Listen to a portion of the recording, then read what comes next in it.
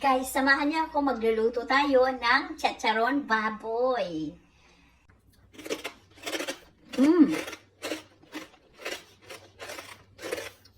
Dinig nyo? Isa pa, isa pa.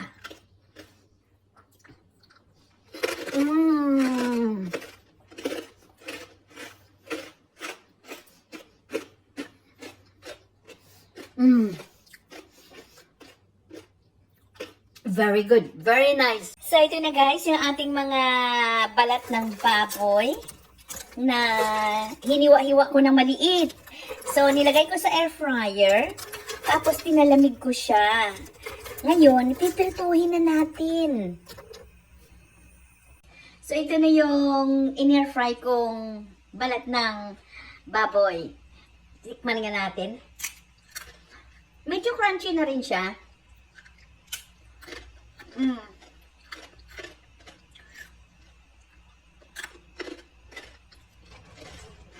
Pero piprituhin pa rin natin para magiging more crunchier. Ipiprito na natin yan. Ilagay na natin dito sa mainit na mantika. Ayan, tignan nyo. Ayan. Halo-haluin lang. Hindi na yan siya puputok kasi natapos siyang pumutok. Nag-give up na rin siya. Parang tao lang yan. Pag napapagod na at wala na talagang mapipiga, walang-wala na talaga. So, ganyan lang. Ganyan.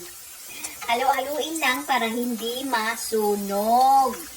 O, tignan nyo, nag-ano na siya, nag-bubbles na. Kasi mainit na mainit yung mantika. Kaya kailangan lang natin halu-haluin. Halu-haluin. Maya, hanguin ko na yan. Kasi dapat mabilisan lang. Halo-halo lang natin.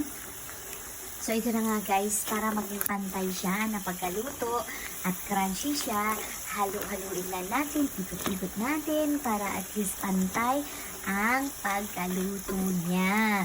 At ready na yan in few seconds. Yan lang. So, ito na nga, hanguin na natin. Gumamit ako ng strainer dyan para at least masala. At of course, yung excess na mantika ay hindi natin makakain. At iyan, yung basket na yan, ay nilagyan ko ng kitchen towel para at least ma-absorb ng towel yung excess na mantika para hindi natin makain at mapunta sa katawan natin. Although chicharon yan, sabi nila nakakasama. Ayon ay kung sobra-sobra. Ito naman ay sarili kong gawa, ay make sure na wala talaga siya. Balat lang talaga to. Kaya wala siyang taba. So ito na guys, ang pangalawang batch. Niluluto ko na. Mainit na mainit yung mantika.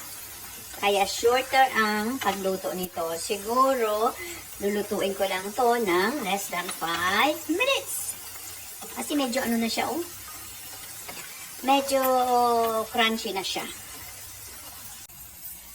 So, hanguin na natin ang pangalawang batch. Ayan. Sasandukin na natin ang strainer. At i-strain yung mantika. Ayan. Lagay na natin ulit. I-strain natin ulit.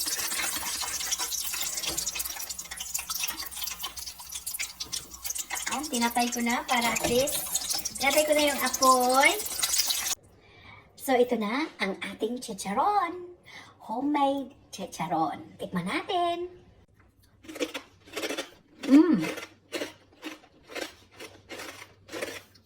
Dinig nyo? Isa pa, isa pa.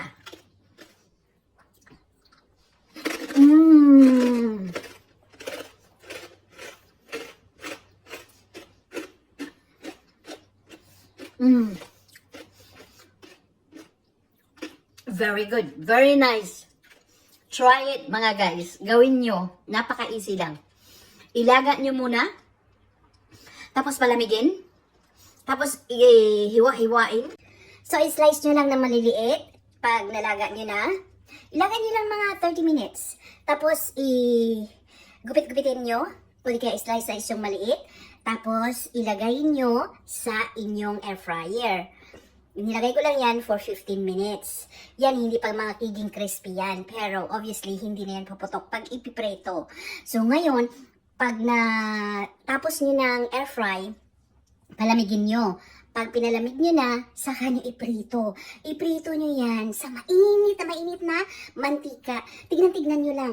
It varies from 5 minutes to 10 minutes na lang. Tapos palamigin nyo, tapos ito na yung kalalabasan. Ito na, napaka-crunchy na homemade na chicharon. Ganito lang kaliliit yung ginawa ko para isahan lang nalagay sa bibig.